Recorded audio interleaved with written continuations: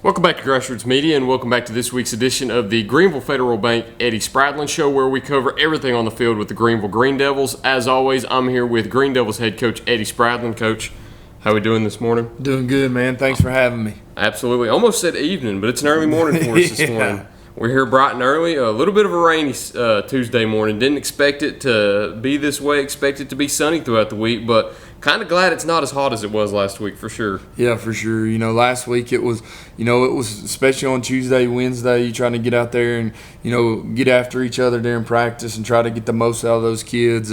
We really had to be smart about what we practice in, how long we practiced, and, giving them plenty of water breaks. So, it was a tough week of practice, and it was unbelievably hot on Friday night.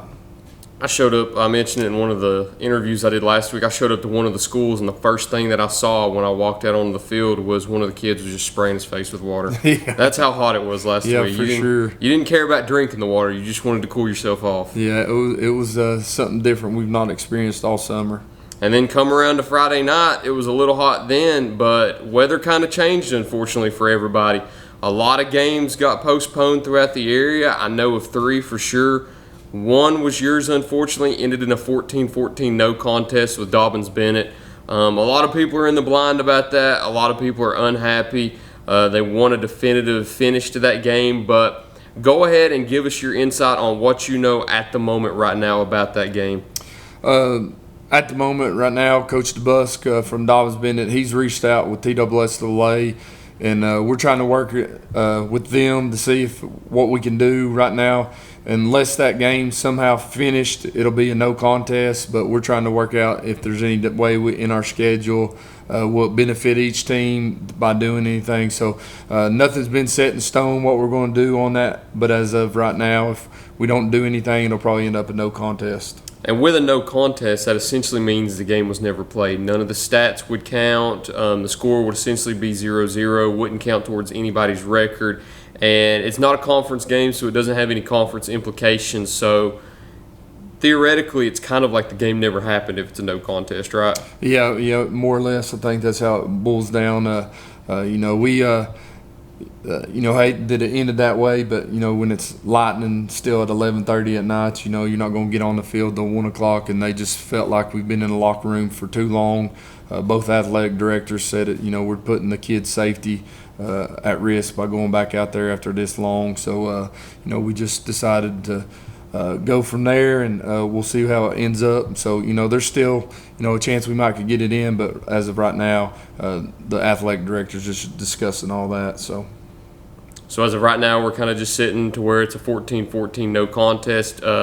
If it is made up, everybody will hear ahead of time. I'm sure you'll have it scheduled down the road where everybody can go ahead and make plans to be out there again. It was postponed with about 2 minutes left in the third quarter, too. Up to that point, it had been a thrilling game as we expected it to be. You took an early lead, I think 21 seconds into the game. They scored 2 touchdowns throughout the contest and took, I think, a 14-7 lead going into halftime. And then about 5 minutes before that strike of lightning, you were able to tie it up at 14-14. Take us through those 3 quarters of that game that you were able to play. First off, what an exciting environment to play high school football in. It was a packed house on a Friday night, a nice warm Friday night. So, we come into the contest excited about it. We felt like we could take advantage of something on the first play. So the first play of offense, we hit them on a big play. We scored on that first play. I had a couple guys, that were sick that were still out there playing. We in the first quarter as a 7-7 tie or a 7-0 tie us, and then going into the second quarter, our leader on defense, Emmanuel Dixon, he didn't play in that second quarter. We had to shuffle around some guys, and it kind of showed. We give up a long 40-yard screen pass on third down where it was third and, I believe, 8, and we had to, stuff them 2 times on first and second down.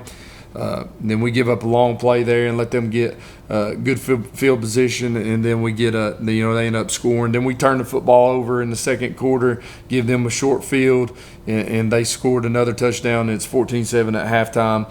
I really challenge those guys at halftime. I need to see what you're made of. Let's come out here and play the way that we know we had to play. And Emmanuel Dixon, got some fluids at halftime and, relaxed a little, cooled down. And he said, I think I can get back out there and give it a shot. So he played that third quarter and brought some energy back to our defense for sure. We flew around, made some big plays. He made some big plays on defense.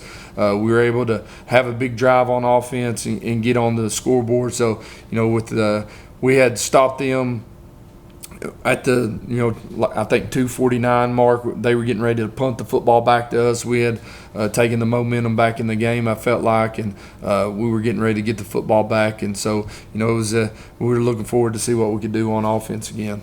That was one thing I spoke about Saturday morning, is that when the game was called off or whenever you went into that lightning delay, you never know what the outcome could have been, because you would gain the momentum back after scoring and tying the game at 14-14, and you were about to receive the ball back too with Dixon back on defense. And Quillen was having a hot night too. He had both of your touchdowns. He had 3 of your 4 last week against Tennessee High, and he's really been keeping your engine running so far this year, and he came up clutch in Kingsport on Friday night with those 2 big ones. Yeah, for sure. He's another guy that, he had relaxed a little at halftime, got hit, he had a big first quarter on both sides of the football, return game. That second quarter, we tried to sub him out some on defense to, get him back to his, where he's at his best, and got fresh at halftime, got some fluids in him. As long as everybody else, we were able to, it's kind of long halftime with both bands playing. It's a TV game, so we were able to, really hydrate those guys, and we felt like we had a good plan coming back out for the second half. He come out and was explosive with the football, had that big run. Offensive line was coming off the football and playing really good defense in that second half. So we were excited how we were playing. Really wish we could have finished the game during how it was going on Friday night for sure.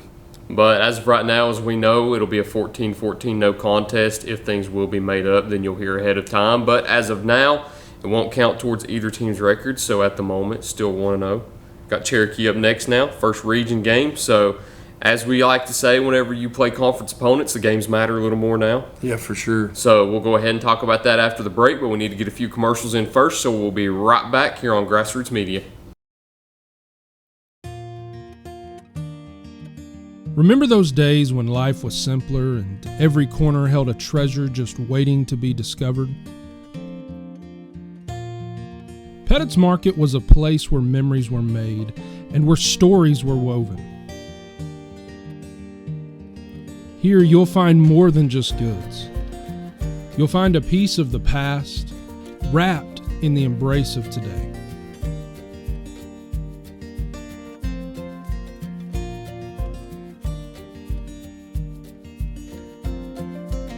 Pettit's Market is where neighbors become friends, friends become family, and good food and love holds everything together. So step inside, make memories, eat good, and leave happy.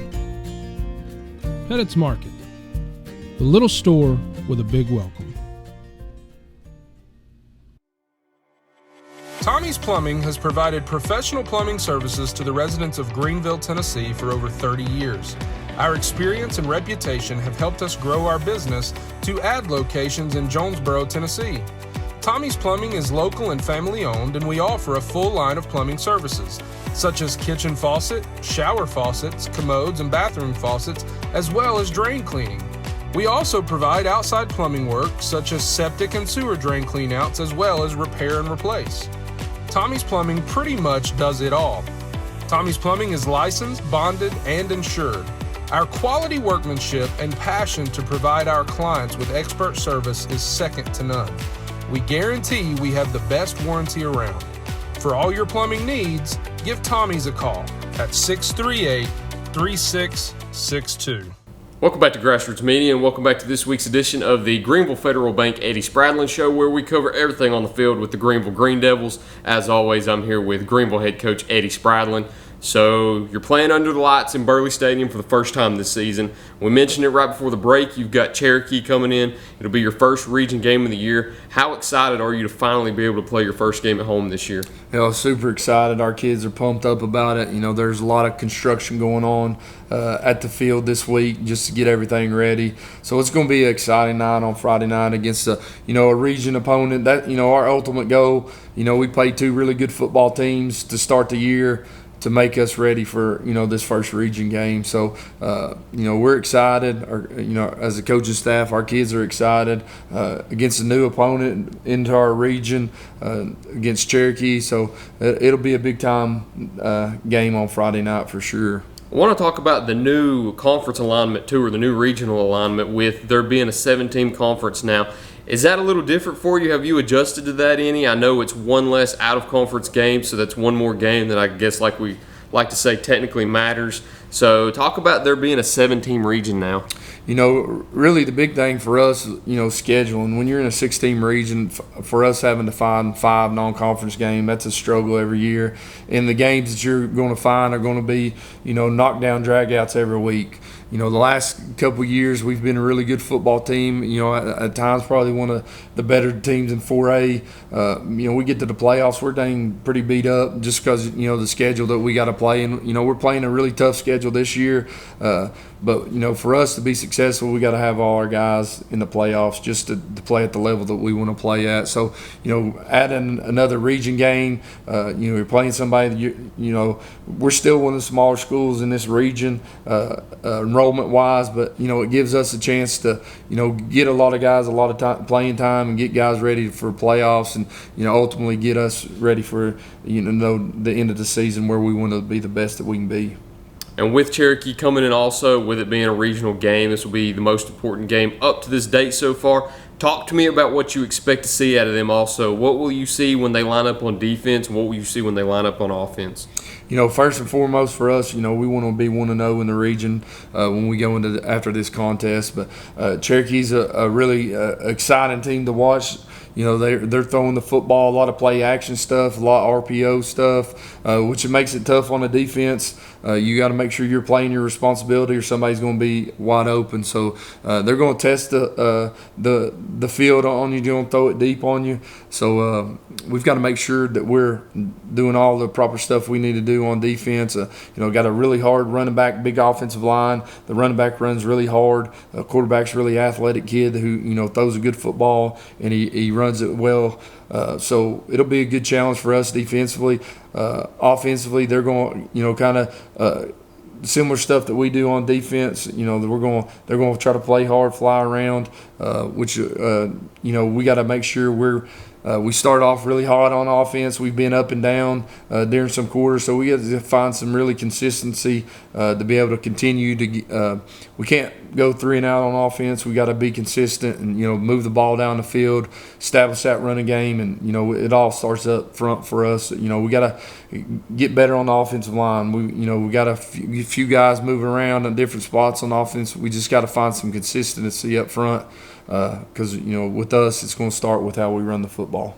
Luckily, your game's on Friday night this week, so you don't get that short week where you're on Thursday and you have one less day of practice. So it's probably more comforting for you knowing that you have that Friday night game this week instead of having that short game or that short week on Labor Day weekend. Yeah, Friday nights at Burley, it's something special. If we at all possible, we can play all our games on Friday night. Just it gives us the opportunity to prepare during the week, and if we play 2 weeks we play a Thursday night game, so we'll come in on Sunday and do our normal Monday practice on Sunday. So it just fouls up your schedule a little, but anytime you can play on Friday nights, that's what high school football is all about. Got the new video board out here too. That'll be special. Yeah, it'll be. We got that going. The regular season game last year, just trying to change the environment, make it a little more exciting at Burley Stadium for sure, and you get show a lot of people that really support the Greene Devils. So we're excited about it. So the first game with it was the last regular season home game last year? Yeah, then we got 2 playoff games with it. We've been trying to do, take that thing to another level with the stuff that we do. Nathan Hale is doing a tremendous job with, all the stuff that we're trying to do, just make it interactive, exciting. Just like if you go into a big time college football game, when you video board, we've made videos, and he's done, like I said, he's done a tremendous job to try to make it, something really special. Our kids are getting into it. There's the kids at the school. There's a class that's kind of driven towards working on stuff to make that video board exciting, just because there's so much technology that's involved in it. There's that market is out there so much. They're at the college football level. How many kids are involved at different colleges? So there's a big market for that, and we're trying to give the kids opportunity. If that's something you want to do when you go to college, you'll be prepared. So that's something that our school really try to do different this year to make the most for that video board. And personally, I love that too, because I enjoy that media is getting taught in high school now. Yeah. It was something that I didn't get the opportunity to do until college. So it's great that kids have the opportunity now to learn media when they're in high school too, instead of getting thrown to it when they're in college. They can get those extra years of experience too. Yeah, and it's something that that he really puts a lot into it in his class, and those kids are doing a lot of the stuff are their ideas. They're filming videos on their own. They make all that stuff on their own. He helps them edit it. We got a news class here that does a lot of that stuff. So we're just trying to take this thing to the next level, to be as best as we can and make it as exciting Friday night environment as we can. This is sort of off topic too, but has anybody ever talked about Burley Stadium playing between the hedges like you do at Georgia? Yeah, a lot of time, Scott Harris, one of our linebacker coaches, he's from Georgia. He's a big time Georgia fan. So anytime he comes out there, he'll say something. But between the hedges all the time, just try to get them kids going. Just that's his little thing. But it's a beautiful stadium that, there's a lot of stuff that goes into it to get it to look as nice as it does. Our maintenance crew and lawn crew does a great job maintaining that to get it to look the way that it does. But really special place to play Friday night football at. I'm glad I'm not the only one who says between the hedges. I just thought of that too, because I've been to Burley many times, had noticed the hedges, but I'd never heard anybody talk about playing between the hedges in Burley. So maybe that becomes a new saying now. You never know. But to end it off, too, just like we did last week, what are your 3 keys to this game in order to carry out a win?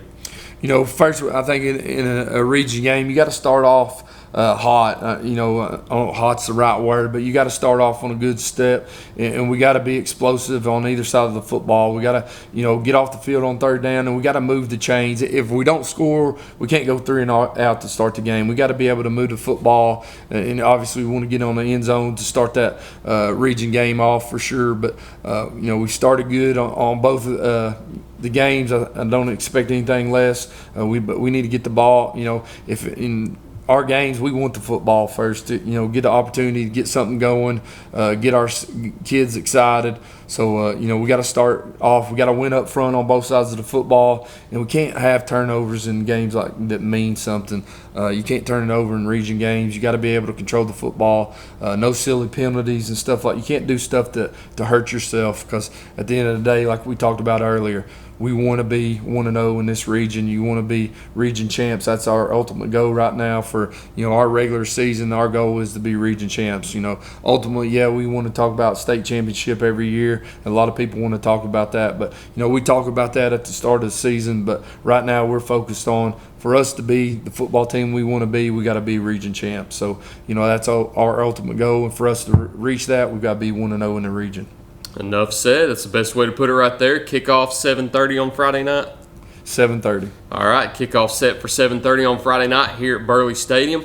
Playing Cherokee, first region game of the year. If you're able to, come out and watch, support the Greene Devils. But, Coach, that's all I've got for you this week. It's a pleasure to sit down with you again. Thank you. Yes, sir. Appreciate you having me. Go Absolutely. Devils. Thank you for watching this week's edition of the Greeneville Federal Bank Eddie Spradlen Show. We look forward to seeing you next time here on Grassroots Media.